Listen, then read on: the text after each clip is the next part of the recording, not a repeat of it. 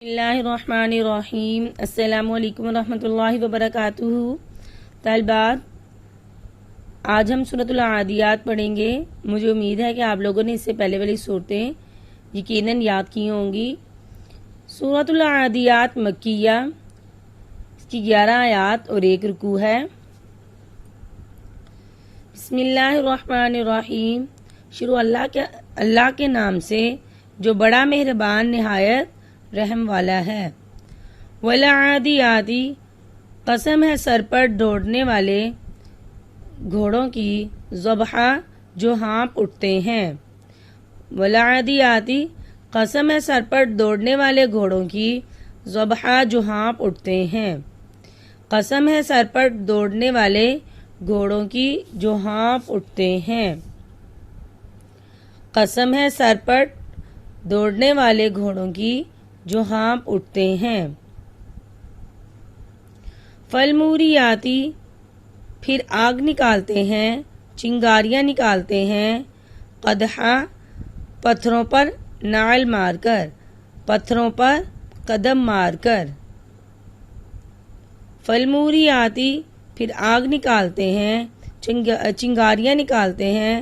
قدحا، پتھروں پر نعل مار کر۔ فالموریاتی قدحا، پھر آگ نکالتے ہیں پتھروں پر نعل مار کر۔ پھر آگ نکالتے ہیں پتھروں پر نعل مار کر۔ فالمغیراتی، پھر چھاپا مارتے ہیں، یلغار مارتے ہیں، صبح کو۔ فالمغیراتی، پھر یلغار کرتے ہیں، چھاپا مارتے ہیں، صبح کو۔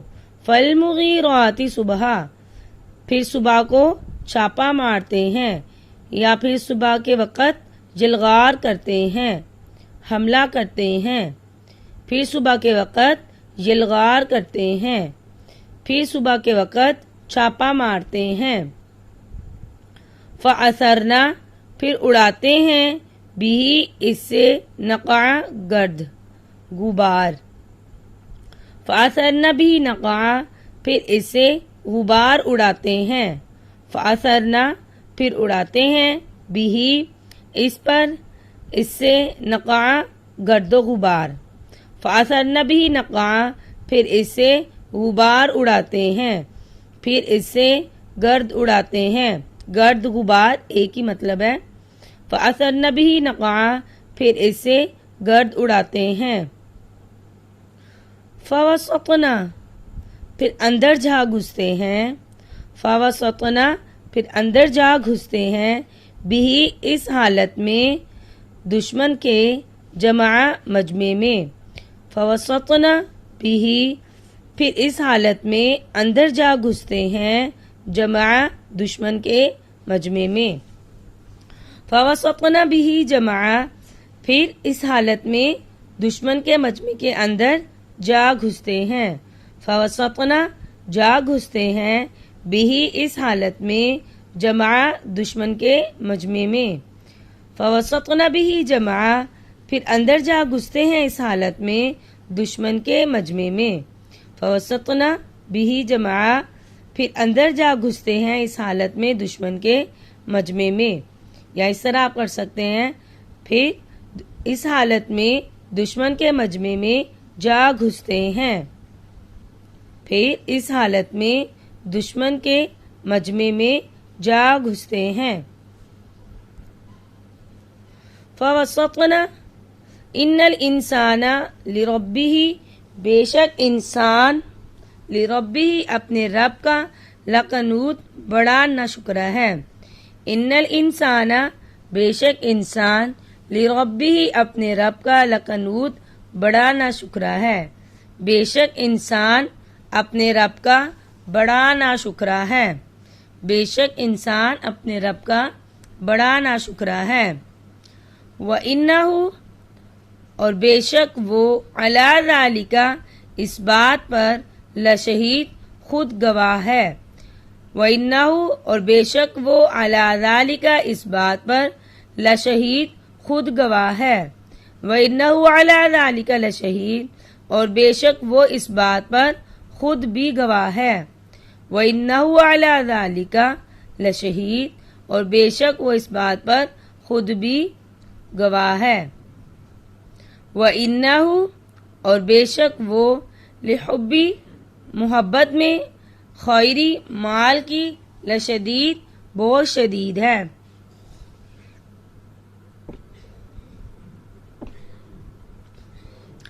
وَإِنَّهُ لِحُبِّ الْخَيْرِ لَشَدِيدٌ اور بے شک وہ محبت میں مال کی بہت شدید ہے۔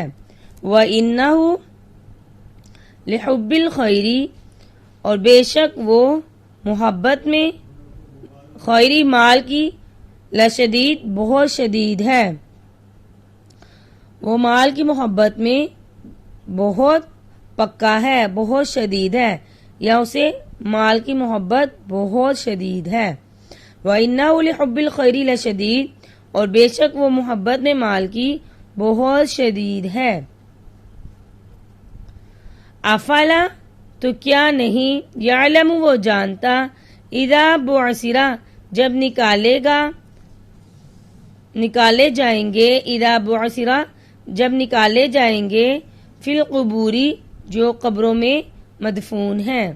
افلا یعلم تو کیا وہ نہیں جانتا، اذا بعثر اس وقت کو جب نکالے جائیں گے، ما فی القبور جو قبروں میں مدفون ہیں۔ افلا یعلم تو کیا وہ نہیں جانتا، اذا بعثر اس وقت کو جب نکالے جائیں گے، ما فی القبور جو قبروں میں مدفون ہیں۔ تو کیا نہیں وہ جانتا اس وقت کو جب نکالے جائیں گے جو قبروں میں مدفون ہیں۔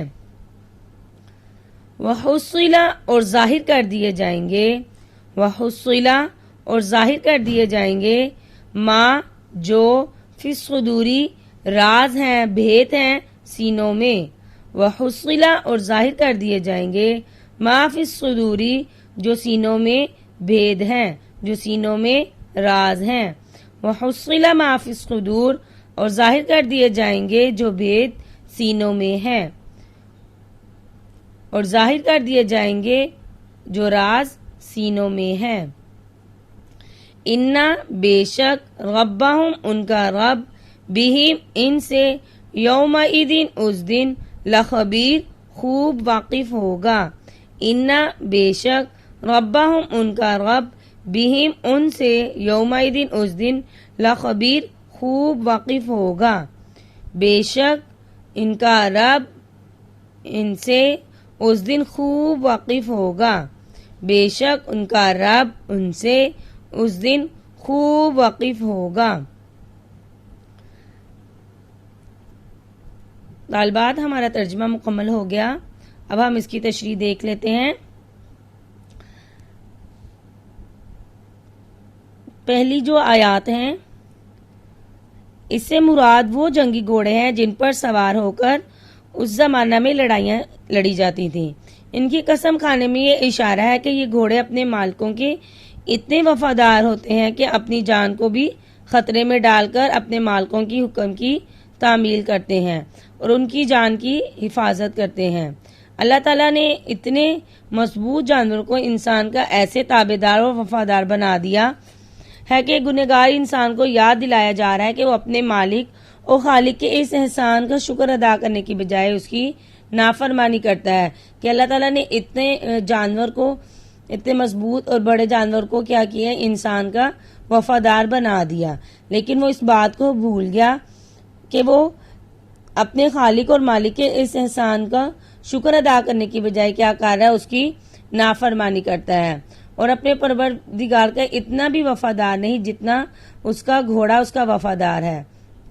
یعنی ایک گھوڑا اپنے مالک کے ساتھ وفا کر رہا ہے، لیکن انسان میں اتنی بھی وفا نہیں ہے کہ وہ اللہ تعالیٰ کے ساتھ وفادار ہو جائے، کہ اللہ تعالیٰ نے جو اتنی نعمتیں دی ہیں، اتنے احسانات دیے ہیں، ان کو یاد رکھے اور اپنے مالک کی یاد میں مصروف رہے، اپنے رب کو یاد کرے اور اس کا شکر ادا کرے۔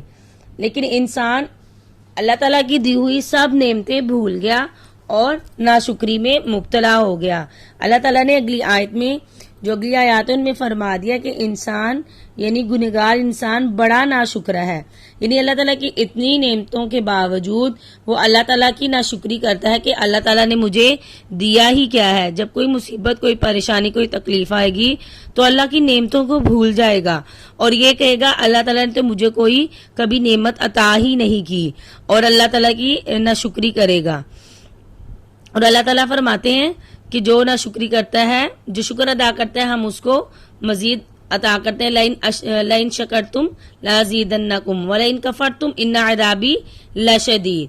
اگر تم شکر ادا کرو گے تو میں تمہیں مزید عطا کروں گا، اور اگر تم نافرمانی ناشکری کرو گے تو میرا عذاب بہت سخت ہے. تو یہاں اللہ تعالیٰ نے بتا دیا کہ انسان اپنے رب کا بڑا ناشکرا ہے. یعنی اتنی نعمتوں کے باوجود وہ اللہ تعالیٰ کی ناشکری کرتا ہے، شکر ادا نہیں کرتا. اور پھر اللہ تعالیٰ نے کہہ دیا کہ وہ اپنے طریقے پر، اپنے اس طرز پر، ناشکری پر خود بھی گواہ ہے. یعنی اس کا طرز عمل گواہی دیتا ہے کہ وہ ناشکرا ہے. یعنی اس کا عمل اس بات پر گواہ ہے کہ وہ اللہ کی ناشکری کرتا ہے. جب نعمت مل گئی تو تب خوش، جب کوئی مصیبت یا کوئی تکلیف آئی تو ناشکرا بن گیا، اور اس کا یہ عمل اس کی ناشکری پر گواہی دیتا ہے. اور جو یہ یہاں مال کی محبت کے بارے میں کہا وَإِنَّهُ لِحُبِّ الْخَيْرِ لَشَدِيدٌ، کہ وہ اپنی دنیا کا جو مال ہے اس کی محبت میں بہت پکا ہے، بہت شدید ہے. تو اس سے مراد وہ مال ہے جو انسان کو دینی فرائض سے غافل کر دے. یعنی مال کی وہ محبت جو انسان کو اپنے فرائض سے غافل کر دے یا گناہوں میں مبتلا کر دے. یعنی مال کی محبت انسان کو، جو اللہ تعالیٰ نے فرائض ہیں، جیسے اللہ تعالیٰ نے مالدار شخص پر زکوٰۃ ہے، صدقات وغیرہ ہے، تو وہ مال کی محبت میں اتنا وہ بڑھ جائے کہ اللہ تعالیٰ کے جو یہ فرائض ہیں ان کو بھی ادا نہ کرے. اور انسان کی عادت ہے کہ جب اس کے پاس تھوڑا مال ہوگا تو وہ زیادہ کی خواہش کرے گا، اور زیادہ مل جائے گا تو اور زیادہ کی خواہش کرے گا.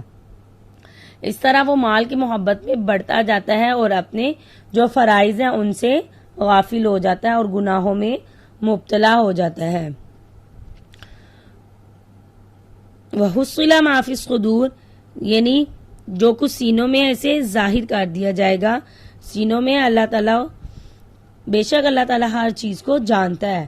ہماری جو سینوں میں باتیں ہیں، جو ہمارے دل میں آنے سے پہلے اللہ تعالیٰ ہر بات کو جانتا ہے. قبروں کو مردوں سے نکال دیا جائے گا اور لوگوں کے سینوں میں چھپے راز کھل جائیں گے. یعنی اللہ تعالیٰ اس روز قیامت کے دن قبروں سے مردوں کو نکال دیں گے اور سب میدان حشر کی طرف دوڑیں گے، اور لوگوں کے جو سینوں میں باتیں چھپی ہوئی ہیں وہ راز سب اس دن کھل جائیں گے. اور اللہ تعالیٰ ان ربہم بہم یومئذ لخبیر، اللہ تعالیٰ ہر چیز سے کیا ہے، پوری طرح باخبر ہے. یعنی اللہ تعالیٰ تو ہر چیز کو جانتے ہیں، اس دن بھی جانتے ہوں گے، اور آج بھی اللہ تعالیٰ ہر چیز سے باخبر ہے. کوئی بھی چیز، کوئی بھی بات اللہ تعالیٰ سے اوجل، اللہ تعالیٰ سے چھپی ہوئی نہیں ہے. طالبات، آپ نے اس کا ترجمہ اور تشریح اچھی طرح یاد کرنی ہے. السلام علیکم.